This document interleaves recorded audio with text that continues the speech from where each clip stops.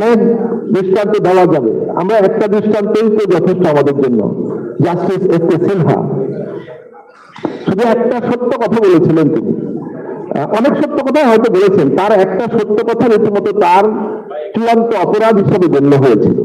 তিনি বলেছিলেন, একজন দেশ তো কখনো একটা দেশ তৈরি করতে পারে না, কারণ নেতৃত্ব সবাই মিলে করে।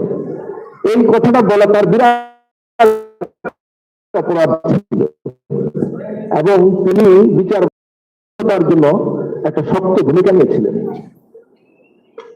অনেক সমালোচনা থাকতে পারে, কিন্তু বাংলাদেশ রাষ্ট্রের ইতিহাস যতদিন থাকবে, বিচার ব্যবস্থার স্বাধীনতার জন্য জাস্টিস এস.কে. সিনহার যে সাহসী ভূমিকা এবং তার পরিণতিতে তার যে ত্যাগ, তার যে ভোগান্তি, এটা কেউ কোনোদিন বাংলাদেশের ইতিহাস থেকে মুছে ফেলতে পারবে না। এবং মিস্টার সুরেন্দ্র কুমার সিনহার ঘটনার মধ্য দিয়ে বাংলাদেশের বিচার ব্যবস্থার যে ধ্বংসপ্রাপ্ত দশা, সেটা আমরা কল্পনা করে নিতে পারি। এই জন্য